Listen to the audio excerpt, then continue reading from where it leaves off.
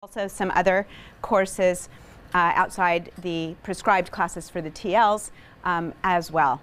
And I'm super excited to be here to share a passion project with you. And Alan November so very kindly opened up wide the door to speak about the shift of control. And that's what I'm going to talk about. I'm going to talk about the independent project that is a piece of curriculum in some schools that uses student-driven inquiry to allow students to take control of their learning. I've been looking at the independent project now for about 20 years as an observer. I implemented it in my 7th grade English Language Arts classroom about 10 years ago and did that for a few years. And I was bitten in the midst of implementing the independent project. I was bitten by the school librarian bug because I was collaborating with my school librarian as I was taking my kids through the experience of the independent project.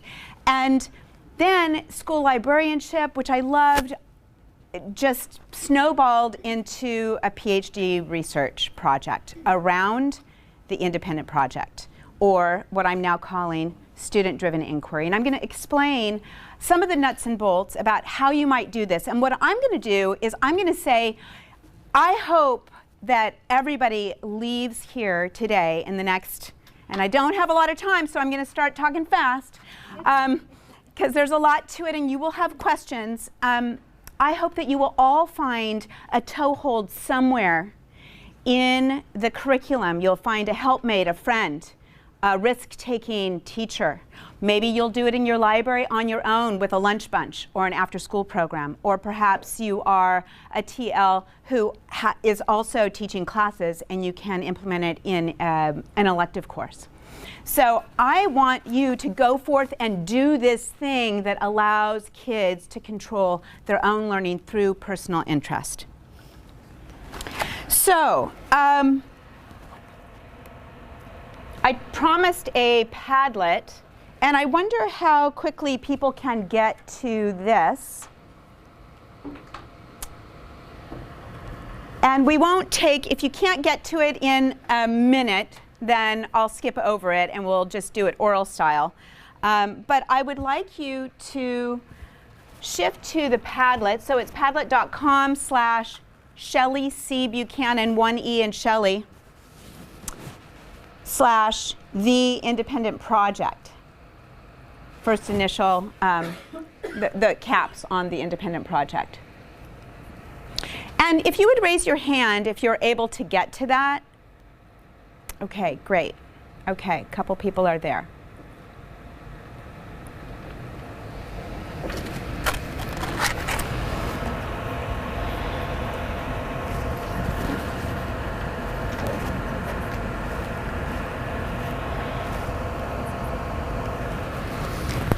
On your Padlet, would you please jot down what you noticed about the student projects you just looked at? Just a couple words, what you noticed in the student work. It's a broad question, so you can take the challenge however you would like. I'm going to hope everybody's got the URL.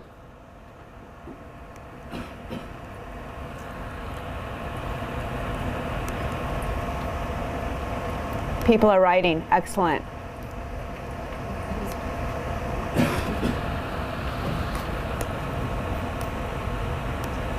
Some things were handwritten. There's a wide variety of topics.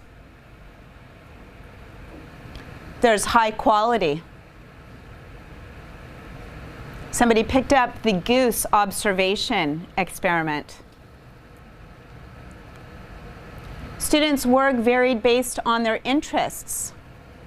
Wolves, yeah. I had a pack of wolf girls in class one year, and it was a real passion. So wolves kept coming up in artwork, in poetry, and in stories.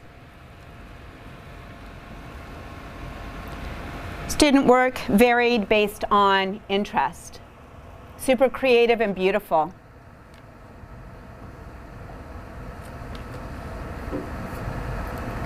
Maps, a journal, album of pictures, wide variety of work. You can keep adding to that. Would anybody like to comment out loud about what they noticed, to extrapolate on what they offered on the Padlet wall? It looks like the students cared about their work.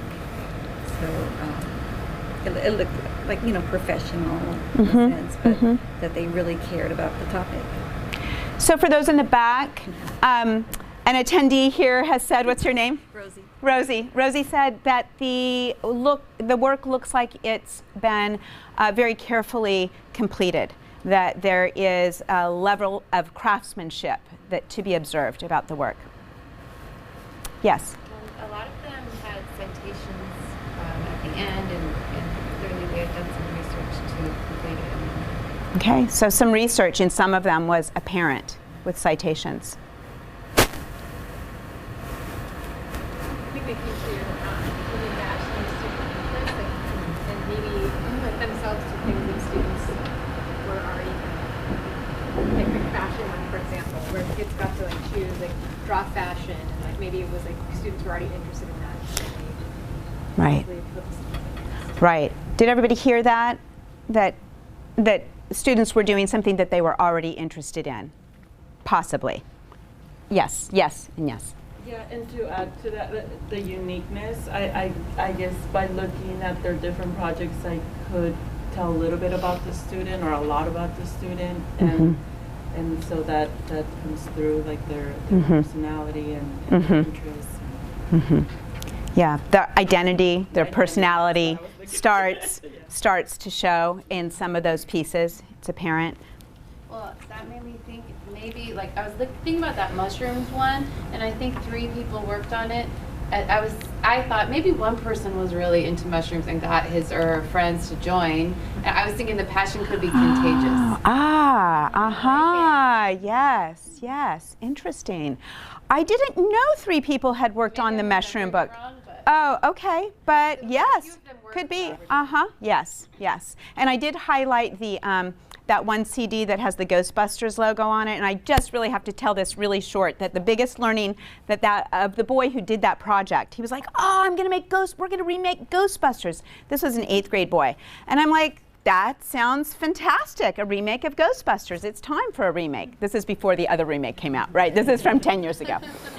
And I said, you know, Allie, what was your biggest takeaway from this? And he's like, oh my God, Mrs. Buchanan, do you know how hard it is to direct your friends? To have them do what you want them to do? They just don't do it. And I'm like, oh, okay, well that project was worth it just for that alone.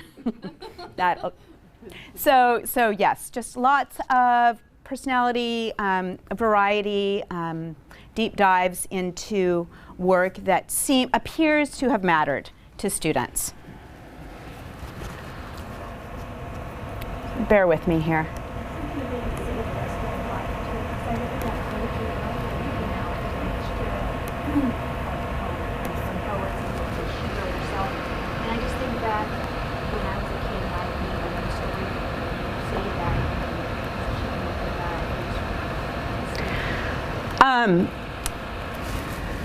Yes, and in fact, which poetry book are you talking about? The smaller one? Yeah, this one? No, this one right here, right behind. Oh, this one by Ariana Hall. Yeah. Now, what is amazing to me is this is a one-of-a-kind, and she gave that to me to bring to you. And I think she's a Facebook friend of mine, and I should say, because she's now 23, Ariana, your poetry book keeps on giving. Yeah, same with this one. I don't know if you got to see this one too. This girl ended up at the Rhode Island of Design, School of Design. And it's handwritten. It's not. Right. Would somebody today still write it script or Right. type it? Right. So in student-driven inquiry, in a nutshell, and I'm going to unpack this as we go. So let me give you the lay of the land here. I'm going to unpack this as we go, but if you have questions that come up, please feel free. And I'm going to try to move this along, but also get your questions in there and lay out the processes that I have used and others have used. I've worked as a teacher librarian with classroom teachers on implementing the independent project, and I have worked myself in the classroom with students on the independent project, the student-driven inquiry assignment. So essentially, in student-driven inquiry, students choose the topic. They decide what it is they're going to do. They come up with a research question or a driving question. They design their research. They create their own research plan. They decide how they're going to collect information, what kinds of information they're going to get, where they're going to get it. Is it going to be digital? Is it going to be print? Is it going to be the human library? Is it going to be their neighbor? I did have students decide, I had a couple students decide that they were going to finally, I had one girl who decided she was going to finally learn how to knit, so she took knitting lessons. I had a boy decide he was going to learn to play the guitar, and he said, I've got a neighbor down the street, and I bet for a school project, he might even give me guitar lessons for free. And he went and rapped on the door, and so the human library was used as a research and learning mode for some kids. And then they have to create some understanding. They have to do some writing, some synthesis of that sort. They have to write a paper or some piece of writing, and I'll show you what that might look like for a kindergartner in a few minutes. Then they create some sort of a physical piece. It's either a physical or it could be a digital piece, or I really do actually need to get the physical out of there, because that's not quite right. I've seen dramatic monologues, I've seen one-act plays, and those kinds of things that they could be, of course, recorded and made into an object, but sometimes it is ephemeral, their creative piece. And they are sharing these creative pieces, be they ephemeral, digital, or physical, with their peers, their teachers, in some cases their parents, and the larger community, sometimes administrators. I was sure to get our administrators in for our very, very humble little gallery walk in my 7th grade classroom. So what I was remiss in relaying is that this independent project, student-driven inquiry passion morphed into my PhD research. I don't think I just shared that with you. So I spent 4 years studying it quite closely, and I interviewed with some 8th grade students. And these are the findings. And I'm not going to explain the findings quite yet, or I'm not even going to go into that in too much depth. But what I'd like to do is I'd like to put the work back to you and ask you, and for those of you who were in our session yesterday, this is a little bit of a repeat. There's a couple people I know who are back from the workshop yesterday. But if you would please take a look at, hopefully you can read this, what all the students had in common among my research participants, my 8th grade co-researchers, what they all experienced in common in the independent project experience, and I gathered this data through interviews with kids, in-depth interviews, was feelings of autonomy, motivation and engagement, academic challenge, the idea that the research paper, doing that very challenging research paper, set them up for figuring out how they're going to tweak and refine their demonstration of knowledge, because they understood that in order to create something that is going to be informational for somebody else, you need to know it deeply yourself. And writing that paper, as we know, anytime we put pen to paper, that's when the rubber meets the road in the brain, and you have to sort things out and figure things out and synthesize. So all the kids realized that the research paper, as much as it felt like torture for some, they knew that it was deepening their understanding so that they could go on and do the cool thing of creating that demonstration piece. Because they all wanted to get to the demonstration piece. They all want to do the artwork or the skit or the Ghostbusters film or whatever it is. They all felt profound stress in doing this work. We can talk about that more possibly a little bit later, but they all were like, it was a white knuckler, and when I was done, it felt like I had run a marathon. They all felt available support from their teacher and their school librarian. They all felt a certain level of expertise in the end, and they all felt satisfaction and enjoyment at some moments through the project. So, anywhere between a couple weeks for the little kindergartners to a year for some of the 8th grade projects you see over there. So I'm wondering if you can make right now any connections between what you observed in the work and these findings in my research. Is there anything that you noticed, any connections that you can make between the work you saw and these findings? I think it's pretty obvious that a lot of them enjoyed what they're doing. They're so beautiful. Mm-hmm. You can't produce something like that and not feel that it's a valuable thing. So Corey is saying, I'm not sure everybody could hear in the back, that it's clear from the work, due to the craftsmanship, that there was a significant level of enjoyment. Certainly commitment to that as well. Yes, to that work. Motivation. And motivation. Mm-hmm. You can see that in the work. What else? When we look at stress, I was thinking about if it was stress from not being exposed to this type of project as often and not knowing like maybe where to start.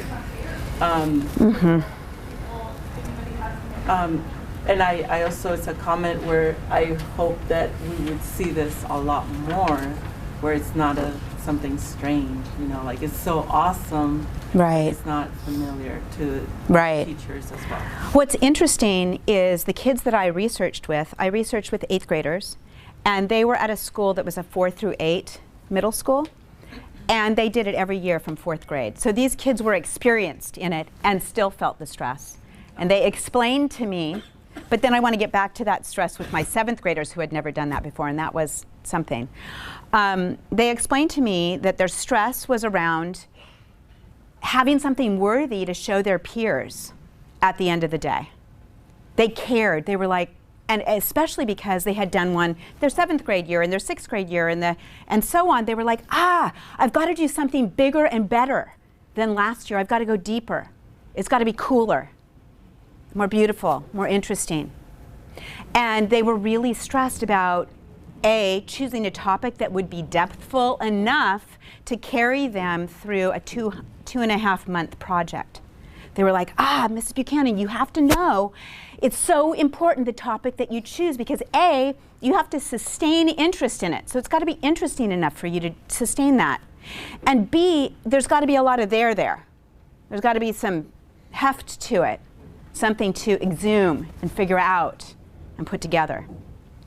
My 7th graders, I walked in one day into my 7th grade classes after having another hit of watching kids present their independent projects. And I said, you know what, I'm just going to do this in my classroom.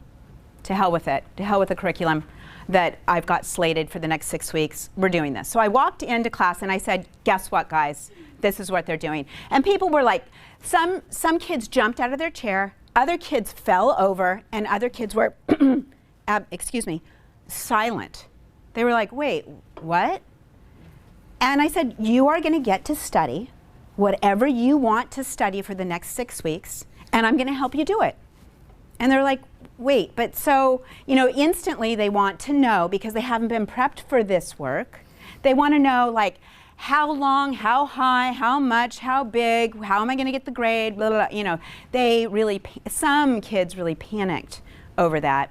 And then there were other kids too who just want to be told what to do. Like, where's the worksheet?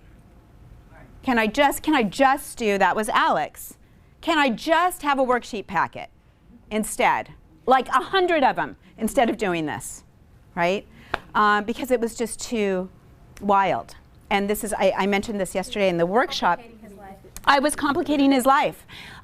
He's 23 now, Alex is, and every time I bump into him, he just gives me what for all over again. He's like, I will never forget that project in 7th grade. And I'm like, I know, and you know what? You managed it. And he's like, it was brutal. It was so brutal. That was the worst thing you could have ever done to us. He's still holding a grudge. Right, because it was so hard for him to create his own structure. It's easier if we just tell them what to do. It's super hard when we don't. And then they say, well, what do I have to do to get an A?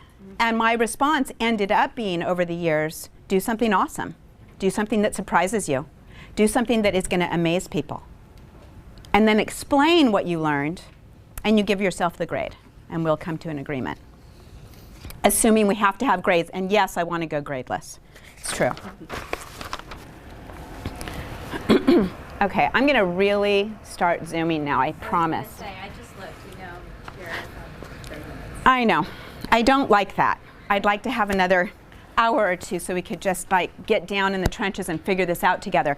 I do want to briefly say I have mapped pretty closely the independent project experience, student-driven inquiry, to the reigning theory of human motivation, so self-determination theory. It was established in the 1980s, and it has been researched in all of the different fields of study, such as education, business, sports, wellness, you name it.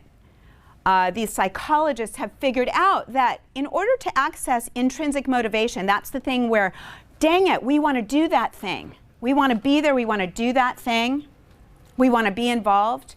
In order to get that Jonesin feeling for doing something, we have to have 3 different feelings simultaneously. We have to feel autonomous. We've got choice.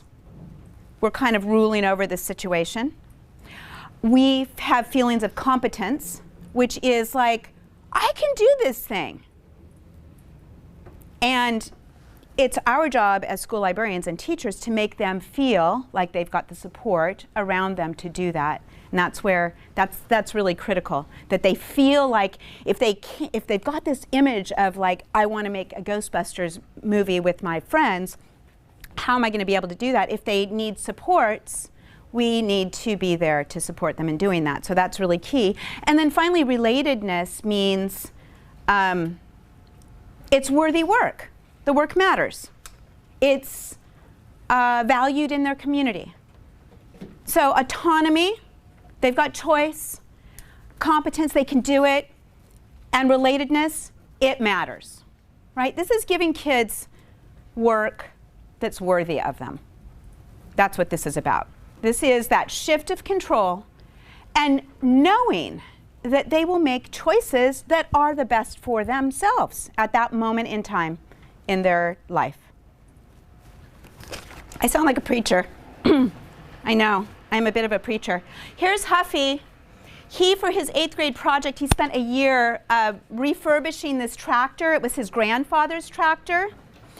And it's called a, hold on, I know the name of that tractor. I just want to tell you. The name of that tractor is a Massey Harris pony tractor. Maybe you're familiar.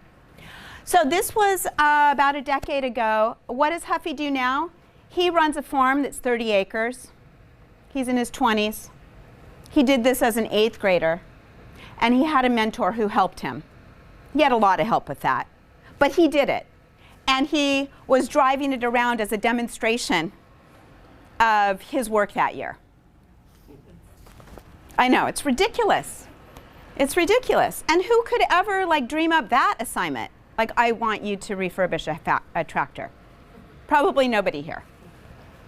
So very quickly, you will see in the orange those things, those concepts, those feelings, that phenomenon that came out in my research, but beyond feelings of autonomy and expertise and meaningfulness, knowledge making, students also, and you can map this to all the shared foundations of ASL if you choose to. It hits all of those because students are searching. They are curating resources, they're evaluating resources, they're synthesizing, they're writing, they're inquiring, they're collaborating with their peers, they're troubleshooting this project with their peers. They are building their confidence, because guess who became the fungi expert in this 4th grade classroom? Harriet.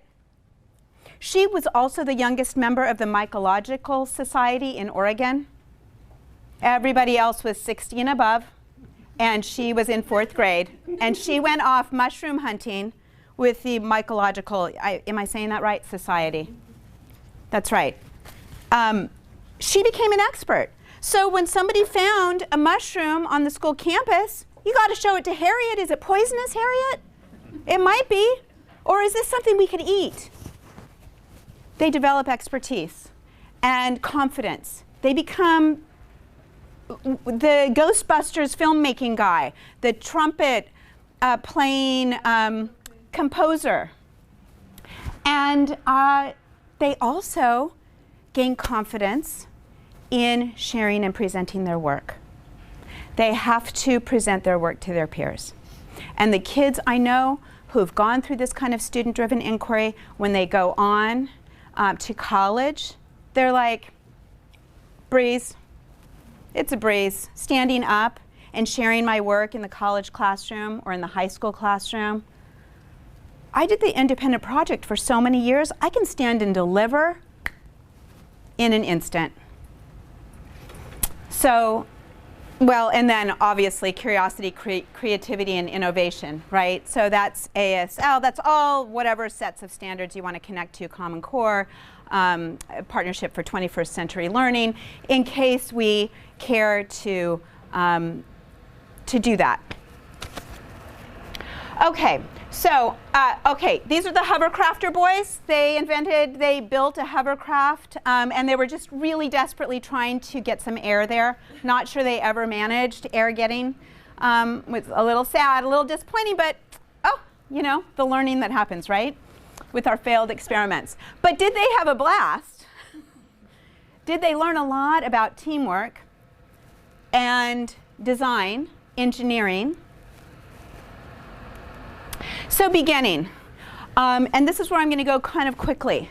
If you want to begin this in your school as a school librarian,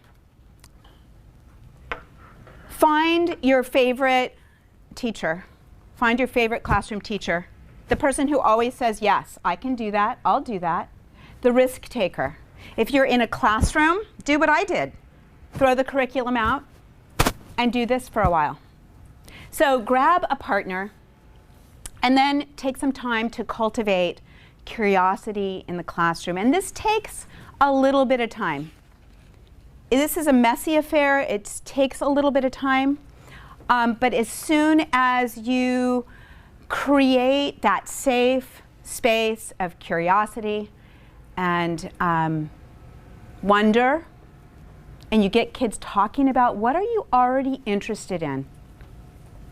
What is it? Is it windsurfing? Is it deep sea diving? Is it the moon? Is it global warming? Is it kittens? Is it training service dogs? What is it? So you create that culture of curiosity, and immediately you begin to guide students to reflect. What matters to me? What are my interests? And they're writing in a journal of some kind, physical or digital journal. They're jotting down, oh, I really love kites. I like the beach. I like the waves. And they're journaling somewhere throughout the whole entire independent project, student-driven inquiry experience. Let me catch up with myself here. So don't make students choose too quickly what they're going to focus on. Let them explore. I asked my 7th graders, I realized that I could see right away, and this was my first time implementing it, I could see right away that they were making snap judgments, right?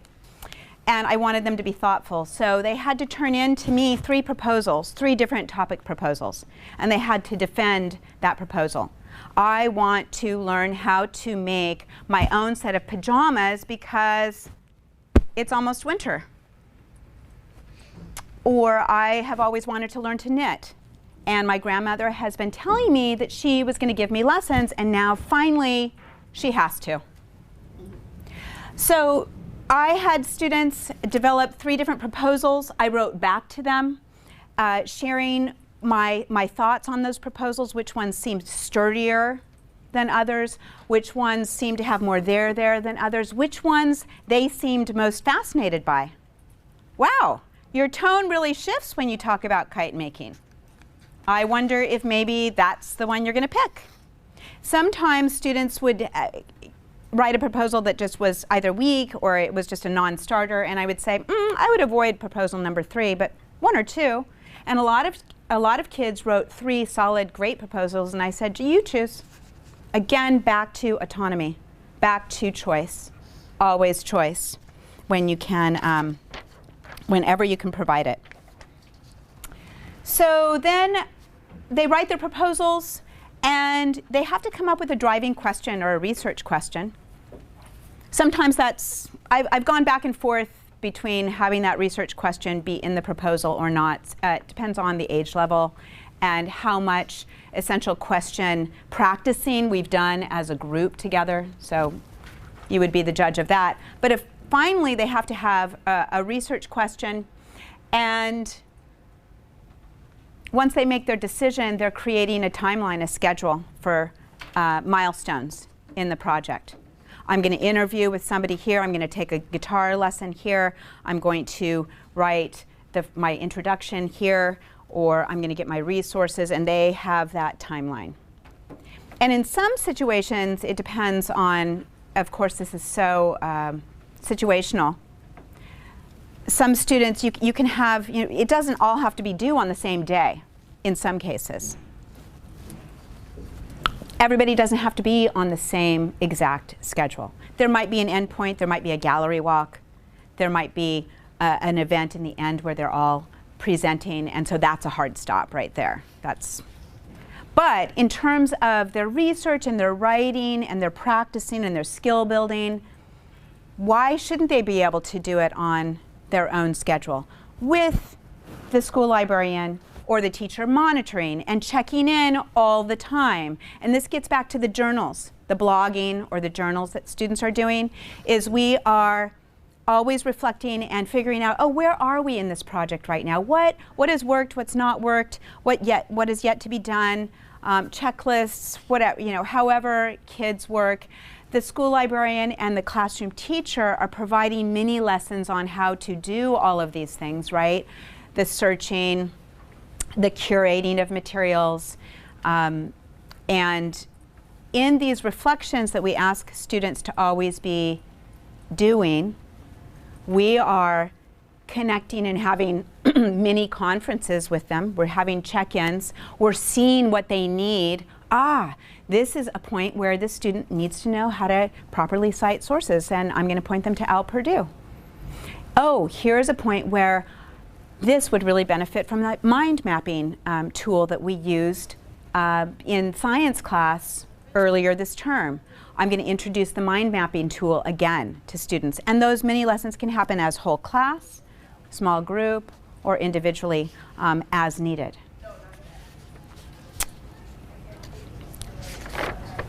I do want to point people to, let me back up, point people to the Right Question Institute if you don't already know about it, the formulation, the question formulation technique.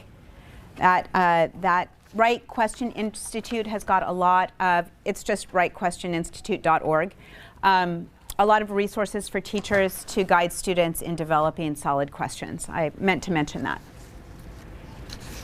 If kids are 4th grade and up, I recommend that they are in cohorts to do this work, and that they meet regularly with their cohort to touch base, to check in, to share problems, successes, to brainstorm troubles. Because we are just, if we're lucky, we're 2 adults helping to facilitate this. If we're lucky, we're 2 adults. I did it pretty much on my own, and I had to fine-tune all of my check-ins and all of that. And with students in a cohort, and of course teaching protocol for successful cohorts, how does the cohort work together successfully? There's teaching there as well for the school librarian or the classroom teacher. And kids can solve a lot of problems, as Alan November underscored for us this morning if you were there. Kids can do a lot of this on their own. They don't need you every single second of the time. And they can solve these problems in their cohort. So I'm going to recommend that. These are a variety of student topics, but you've seen a wide variety here as well. But things like the Bermuda Triangle and sled dogs and baking bread and pandas, eagles. I watched my first independent project presentation. I was an observer in a classroom where a child, a 5-year-old, presented on ghosts.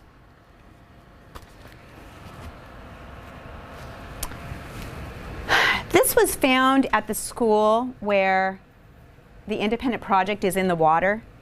So what you would notice when you walk around that school is that kids are conducting independent projects that were not even assigned by their teacher.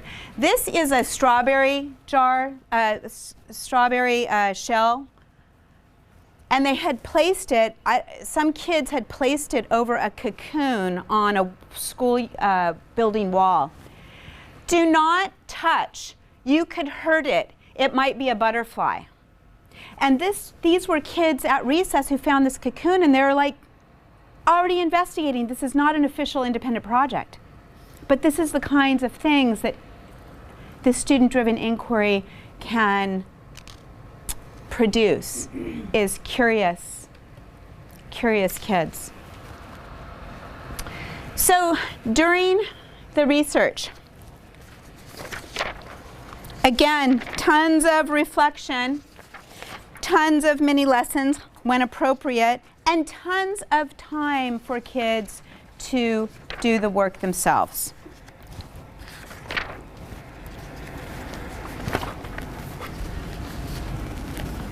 I'm working with a school, or a teacher rather, in Tucson right now who's doing the independent project via YPAR, Youth Participatory Action Research, and she has her students reflecting 2 or 3 times a week using Flipgrid.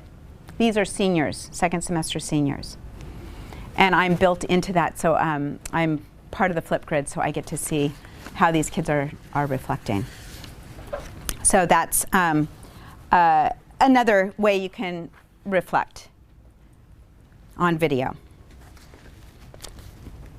So I've gone over some of these points already, but I do want to say that if we must have rubrics, if we must have grades, create the rubrics with the kids. Do that with the students. And the way we can do that is by examining and critiquing excellent work together in the classroom. Student exemplars, student project work. What is excellent? What do you notice, kids, about Emma's work? Why? What is excellent about this? How does it show good craftsmanship? And how could it be better? How could she improve this to make it even better? And having those open critiques a lot will help kids gauge, where am I with this? Where do I want to go with that? How detail-oriented is my work going to be? How can I improve it? How can I make it better? And what's really rad about it already? And then build the rubric with the kids so they know what they're aiming for. And some of these rubrics might be unique to the kid as well if they're writing and producing a 1-act play or writing a monologue. Their rubric might look a little bit different.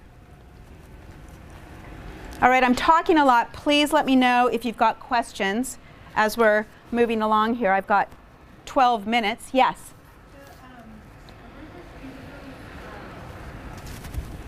Like one for the final project, or you're creating them as they go through each piece with each kid? So I had I had 3. One was for the writing piece. One was for the object piece. And one was for the presentation. I don't know if I would have to think hard about that, and I don't have time to, to do that right here and now. I would percolate on that were I to be doing this tomorrow. Sounds like an awful lot of rubrics to me, off the top of my head. So that's my reaction, but I'm remembering that's what I did 10 years ago. And oh, so many things I would revise. Right? So this is super messy, right? These 2 girls are actually in a store right now. What are they studying? They've decided they want to understand fashion merchandising. So they're there looking at the presentation of clothing, and they studied the window dressings outside the shop, and they're making notes in their notebook about what's going on in this shop. So in completing, students are sharing their learning, what they know, what they researched on. And they may be using media for support. They might be doing more of a just stand and deliver. Some of these presentations might be recorded. It might be an event. We had a magic performance as a, well, there was also a book, The Art of Card Magic. But the demonstration was a performance. So performances, speeches, presentations like this with a PowerPoint or whatever it is, a model perhaps. Here is Lucas. He's in front of his classes down here. He studied, he was reading the picture book about Philippe Petit walking the wire to his younger sibling. And it sparked his interest in that walk. So here are the Twin Towers, and you can't see it here because of the photograph, but there's a little dude, you know, on the wire between the 2 towers. And what is Lucas doing here? He's demonstrating for his peers how hard it must have been to manage. How can you, that high up on a wire, it probably is like eating a bowl of cereal on a balance board. And that was how he showed his peers. Tried to give him the feel. This is Sydney. She's an 8th grader. She's not an 8th grader anymore, and I know she's on a scientific research project right now in college. She, as an 8th grader, studied the Pacific Gyre and microplastics in the ocean, and she is as part of her demonstration of learning, she set up this booth outside the Newport Aquarium in Oregon and basically stood there for hours giving a public service message to young ones and old ones about microplastics. And I've got her on video, I wish we had time to see it, where she just talks to the little kids and gets them hands-on understanding that microplastics are in our shampoo and in our deodorant and dish soap and all of these things. And she shows how it works and how it seems invisible and is killing off a lot of the water and the things that live in it in our ocean. And then when you see her talk with adults, she's got her adult hat on. So she's learning all about audience, how to communicate appropriately. This is Gretchen, and she was practicing for her presentation, and she had her father take this photo because she wanted to show her classmates that she practiced with this audience right here. That was part of her reflective journal. She's like, yeah, I got my buddies. They listen to this presentation a whole lot. Here's Mia. She is explaining her Mimi Bags business plan. She created tote bags to sell so that she could buy her favorite books for the school library that the school library was missing. And she's like, oh, you've got to have this fairy series. Why don't you have this fairy series? That's terrible. Okay, I'm going to make a business so that I can buy the fairy series book and put it in the library. That's Mia. Here's an example. I just love this, that these 2 books got cataloged for the library. This is made by a kindergartner. It's her first cookbook. This was made by an 8th grader, and it was a year-long project where she went and visited and interviewed with local farmers and cooks and such. So kindergartner, 8th grade, there's the difference in their handcrafted products. I mean, what else do you do when you're kindergarten besides slap your photo right on that cover? Because that is me. I made that book. And I'm telling you, you can see it's worn. It gets checked out. It totally gets checked out. So this framework is actually pretty flexible.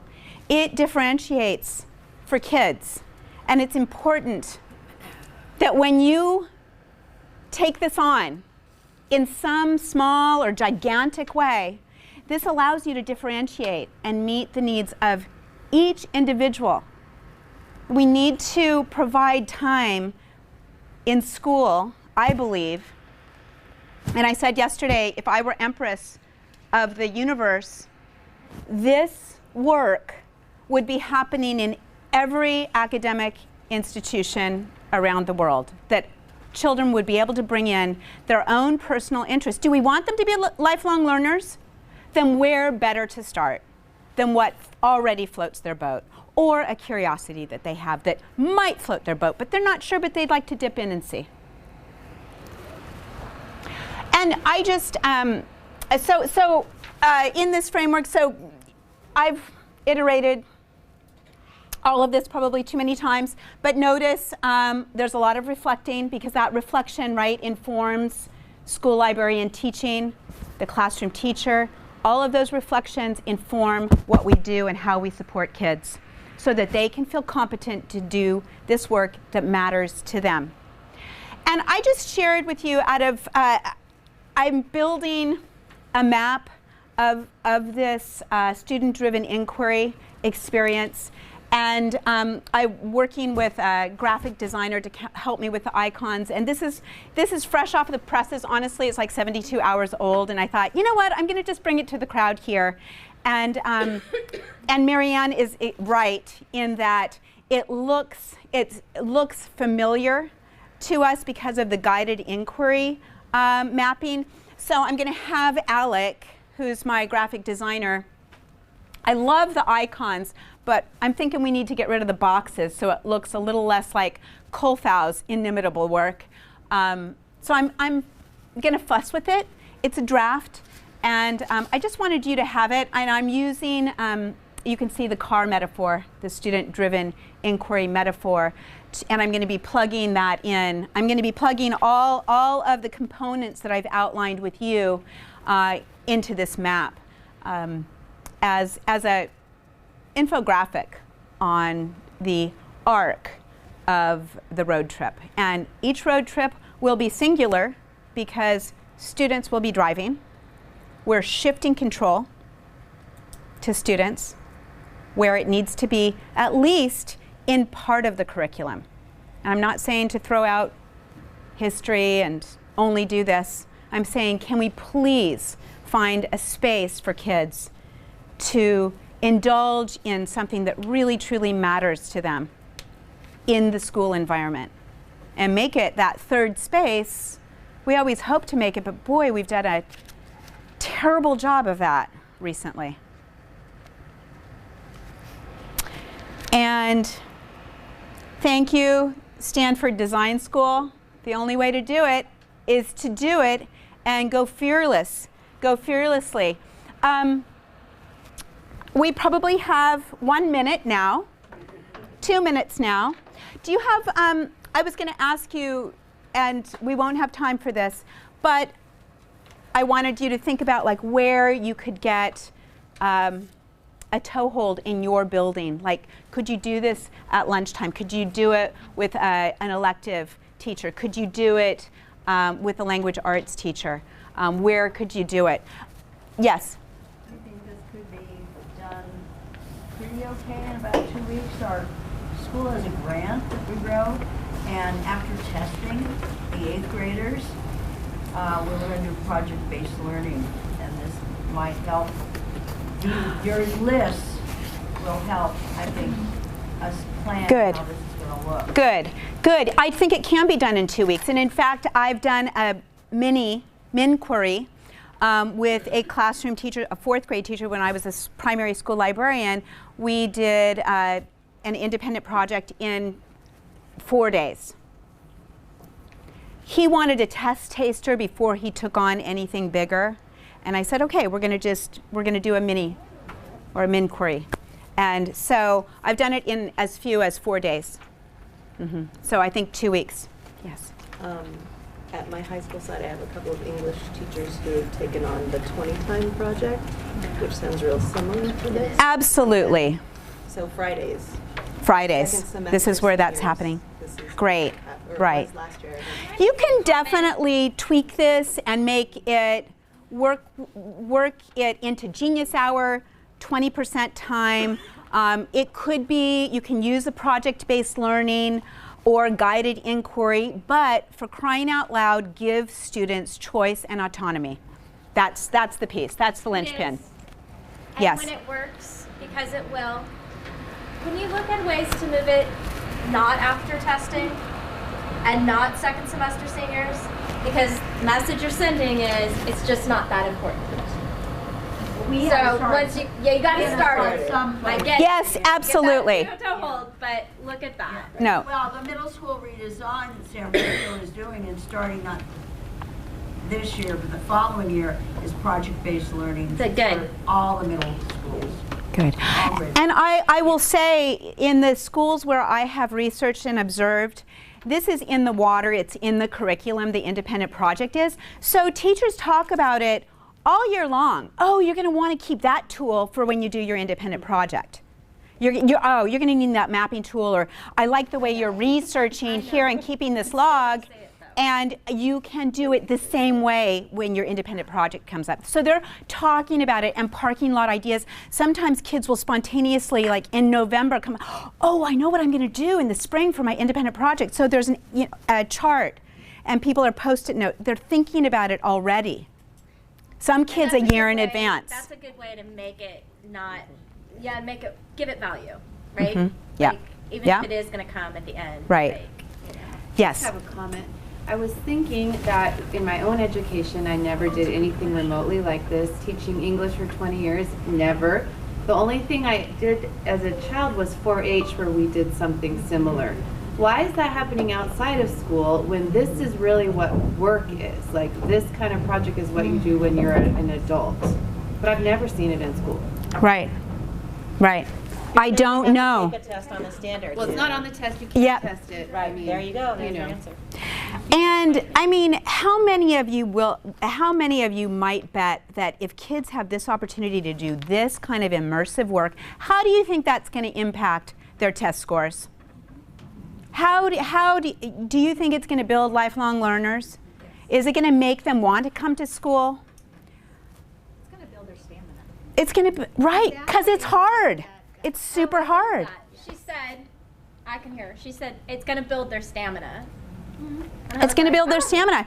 It is, and so I just sent a survey out to some alumni kids, and to get some feedback on, hey, what's happening with you? Can you tell me, is any of the independent project work popping up for you in your professional life, the work you did as a kid, or in your hobbies?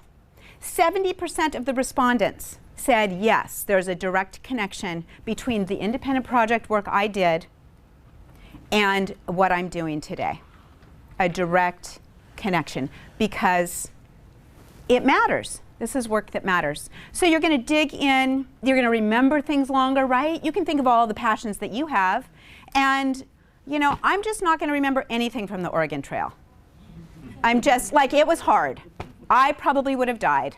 That I know, because I just would not have been strong enough for it. But, I can tell you, and you can tell, each of you could stand up here and tell us in depth about your passion. I'm sure you can. And probably, I wonder if it happened in school. Probably not. You can think right now for yourself. Probably your favorite things weren't a study of a focused study in the school environment. But it could be. Any last questions? I know we have to part, and I'm sad about that. And I really I beg you to do something small in this direction. And remember self-determination theory, even when you're thinking about other assignments and stuff. Autonomy, competence, and relatedness. It needs to matter. It needs to be important work. Don't give kids, I'll have good language. Don't give kids stupid things to do that don't really matter. Right? Let's just give them real work. This is real work. And it's stressful for them. And they work so hard at it, as you can see. Thank you so much. I appreciate your being here. Thank